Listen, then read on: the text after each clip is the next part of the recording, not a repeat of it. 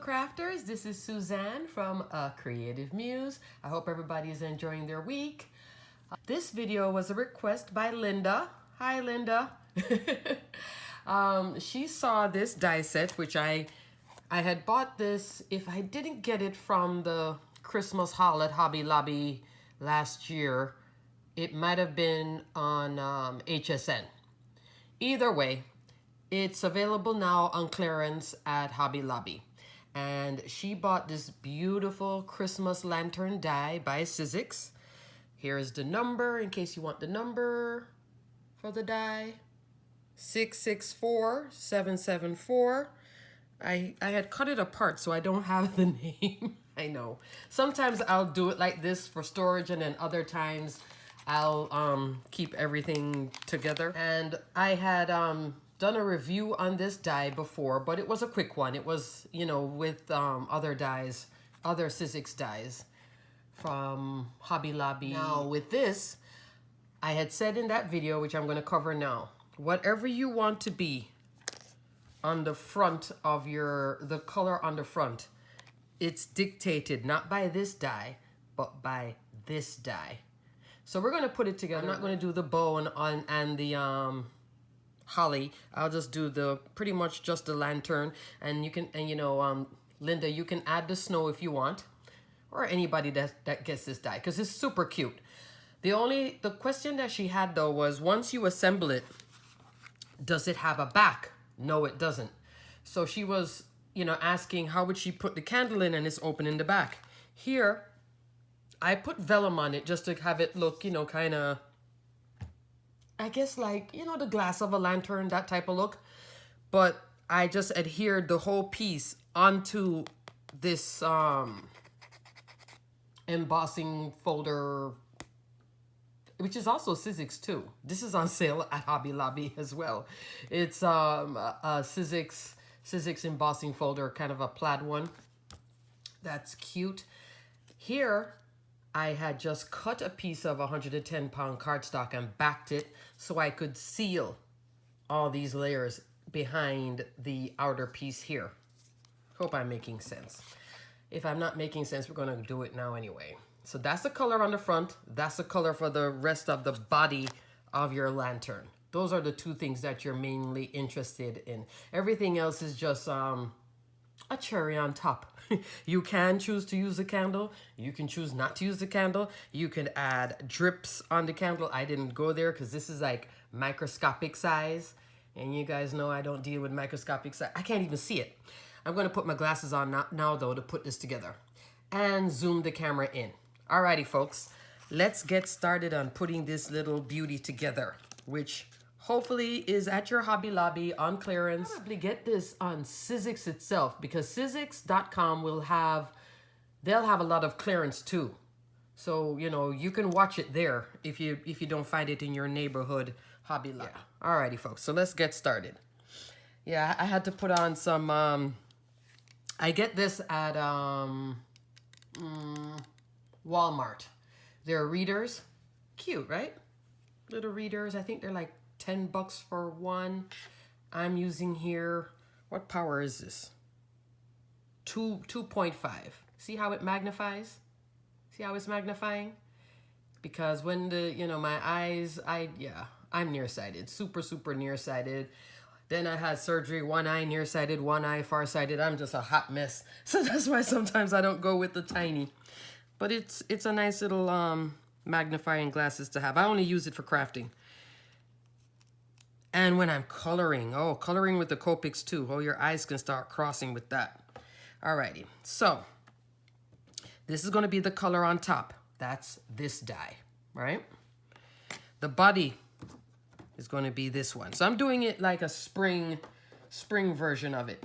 Now on the back, on this one, I had used an adhesive sheet. And you guys know I love my adhesive sheets. In this case, I use the Stamps of Life one. Of course, Sizzix has theirs, and you can get that at Hobby Lobby. They're 6x6 adhesive sheets. You can use wet glue too. There's nothing wrong with that. I just don't like the mess, and I can't control it as well as I can control this. See how clean it is? And sometimes when you cut it too, everything stays together like that, which is nice when you're putting pieces together. Alrighty, and I also cut out the little candle here. All right, and I have a piece of vellum. Now this is just regular thin vellum. You can buy vellum at Hobby Lobby, loose sheets, or they may have a pack of vellum. Don't buy like crazy thick vellum, or you can buy both. You can do the crazy thick vellum, and then you can also just do regular vellum. Michael's, Joann's, I'm trying to think, because I was just at Joann's the other day. I don't remember seeing vellum, but definitely I know it's at Hobby Lobby, and I'm pretty sure it's at Michael's. I'm not sure if it's in a pack. Hobby Lobby will have it in a pack. That's the best way to buy it when they have their Paper Studios on sale, which they have this week. Alrighty, let me get to this. Too many sidebars, I know. But I always like to tell you guys, you know where to get the deals. All right. I think what I did, let me cut the vellum, because I can put the vellum, yeah, I can put the vellum like this, or I can put the vellum behind it, but that's kind of deep. Yeah. All right, so what I did was just take the image here, take the piece. This is my Martha. If you guys see this Martha Stewart scissors on clearance at like Michael's, get it. It's a nice pair of scissors. I like my Tim Holtz too, but I use this one, you know, I find this one to be just, at least in my hand, very accurate.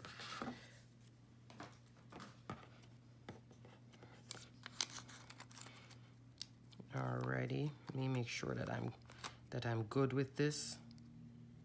Yeah, there we go. As long as it fits in and it's not peeking out like that. Like here now, I'll just nip the edges.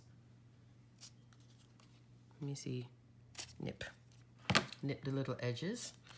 Let's do it again. Let's check again.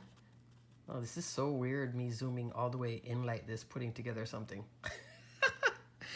Alrighty. So now I'm gonna use and I'm using art glitter glue. Once the temperature warms up, they'll ship it everywhere, but if where you live, oh my goodness, don't tell me that this glue clogged up again. I think I gotta, yeah, this glue clogged up again. I'm gonna have to, New Year, I need to get another bottle of this, redo this. I don't have to get a bottle. I can just get a new nib. This top part, something in the nib. I'm using hot water and all the stuff that, you know, crafters suggest how to clean your glue. Make sure that I am in frame. Let me move these out the way. Move this over here. Stick it down. Now, when it comes to vellum, I don't want to shift it too much because any little thing that's on it, you can see it. So if I was to shift this over with the wet glue, you would be able to see it. All right, there. See how nice that is? And you don't want thick vellum because you want to be able to see what's behind it. In this case, it's the candle. All right. So let me now assemble the candle. And the reason I didn't do a white candle is because I'm going to put that white 110-pound cardstock in the background. So I'm making a spring candle. If there's such a thing. Spring lantern, I mean. Alrighty, just put a little wet glue. And what I did, I'm going to put a little bit of glue right here at the bottom. Come on. Oh, this glue is just being, oh. Alrighty. I have a tip, so I'm gonna just have to, I'll do a video on how to prep the tip in case you have this glue. Okay, there. So I stuck it to the front of the piece so I could put it into the back here. Am I making sense? Did the glue creep up? I think the glue crept up a little bit. Yep, and you can see it. That's what I'm talking about, the glue creeping up. That little shadow, but that's not so bad. This glue dries clear, but I would normally be much neater. Alrighty, there we go. And in this one, I could, you know, you can always hide it by putting in the little snow here is on the outside. So I would have stuck it here on the outside. So it's, see, it's not behind it. It's on the outside in filling in this little space, if I'm making sense. Take off the adhesive sheet. So Linda thought that there was supposed to be a back piece. Yes, that would have been nice if there was a back piece, because if there was a back piece, I could have cut the vellum out of that shape instead of having to cut it myself by hand. But there isn't. So you have to just sort of, you know, eyeball. Take your time, just eyeball it like how you saw me eyeball it. Come on. There we go. That's my spring lamp. Now, if I were to put it on here, see how you can see the back? Like this. That was my first time making it, actually. This, I was following the photo on the front, which if you're making this for the first time, I would suggest following the photo on the front. There you can see all the candle drips. Now, if you want to be able to see all this detail, then I wouldn't put the vellum. Because if you're going to put the vellum and then you're going to put this candle piece in front of it, and it's going to look like the candle is outside of the little window, the glass, which really isn't the case. But I like the whole making it look like it's in a frosted thing. You could also put acetate too. I could have cut a piece of acetate and stuck it there. Oh, more stuff though with the acetate. You're going to have to use a wet glue with that one. All right, now here I can seal the back. And I'm going to put it with wet glue here to seal the back. So I had pre-cut a piece of 110-pound cardstock just to seal it up good. And with the wet glue, the 110-pound cardstock, you know, handles, it doesn't warp as easy as on regular cardstock. Just little dabs of glue. It doesn't have to be like 100%. I don't want the wet glue to mess up my vellum too much. Let me make sure am I correct. And there we go. Okay, so it's not even on this side. And if you want, now look here. See, it's not really touching over here, right there. If you want to seal it even more, just put a piece of tape. I'd put a piece of tape here and a piece of tape here. And there you go. So it doesn't come with the back, but it's just so adorable. And it comes with this little piece to add here. Let's just glue it on. Let's just continue. Depending on what you're applying this to, then you can decide, do you want to use an adhesive or not? Okay, there we go. Because now if I had used the adhesive sheet, I'd have adhesive running the whole length of the die cut. In this case, maybe you don't want that. You know, there. Now up here doesn't have any adhesive. So it depends on how you want to, what application you're using it for. Let's see, what else? I have this piece right there that has the adhesive backing. That would go, is it up here? I think it is up here. There we go.